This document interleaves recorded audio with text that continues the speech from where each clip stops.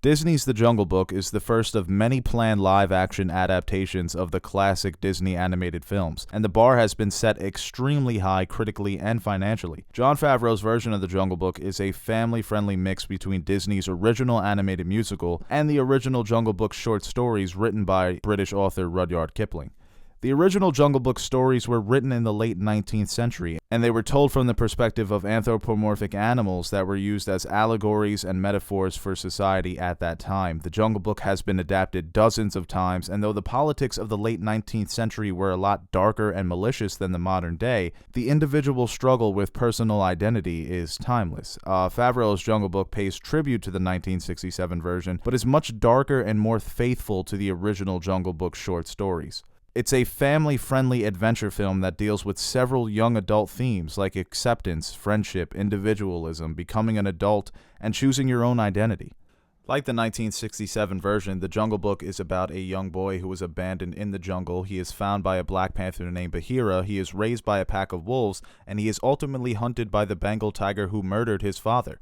The Bengal tiger wears a scar on his face after he was burned by Mowgli's father. The tiger is harboring this hatred for Mowgli, knowing that this boy will one day become a man. And also, like the original 1967 version, this movie went out of its way to get some of the biggest stars in Hollywood to voice some of its characters, and this is one of the best voice casts of all time. Ben Kingsley, Lupita Nyong'o, Giancarlo Esposito, Christopher Walken, and Idris Elba as Shere Khan absolutely steals the show.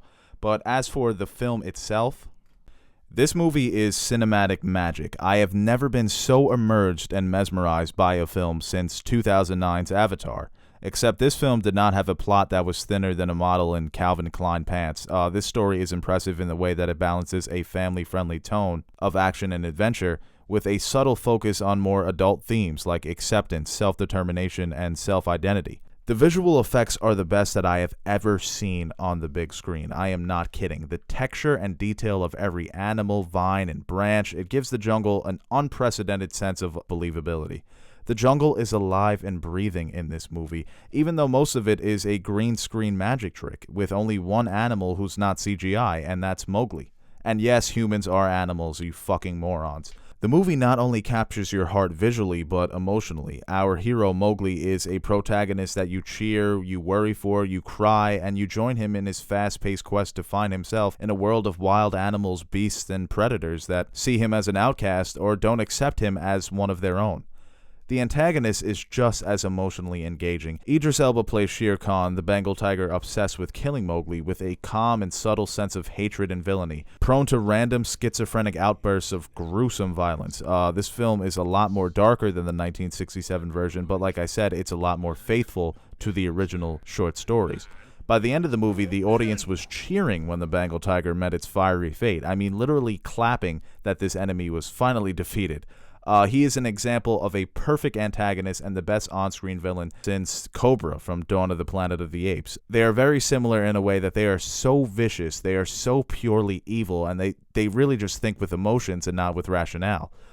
This is probably going to be the best villain of 2015 and one of the best film villains I can remember in a very long time. And the thing that makes this movie so great is that it's focusing on adult themes, the themes of acceptance and self-identity. You know, trying to fit in a place where you don't really belong. You are seen as an outcast if you be yourself, where being yourself is the only path to acceptance. And it's really hard for anybody, young or old, child, adult, to really embrace being yourself in order to be accepted. That is one of the hardest battles that any individual will ever go through. You know, the 1967 version is very campy. It's got the musical numbers. It's got the gibberish, shooby-doo, I wanna do ba-da-doo-ba-doo. Now, this movie does have that. There is two musical numbers where they sing, you know, The Bare Necessities with Baloo, Bill Murray as Baloo, and also Christopher Walken as King Louie, the giant anthropolithicist, and he does the shooby-doo, shooby-doo-ba-doo. But this movie is very more serious. It's a dark film. It's a very hard PG.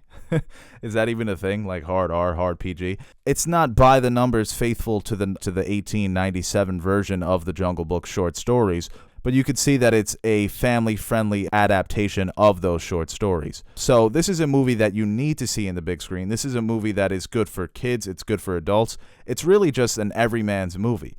So overall, I would give this movie a 10 out of 10. This is a perfect movie. It never misses a beat. It's so well paced. The special effects are top of the line. Every animal looks so believable with their movements, the fur, the little type of animal mannerisms that they have, especially the Black Panther played by Ben Kingsley. I mean, that is probably the best on-screen CGI animal of all time. That animal is just fucking beautiful. This movie is a masterpiece. It is a flawless movie. It doesn't miss a beat. It sets out to strike a balance between being family-friendly and being more faithful to the original Jungle Book short stories, and it does it perfectly. This is a perfect movie.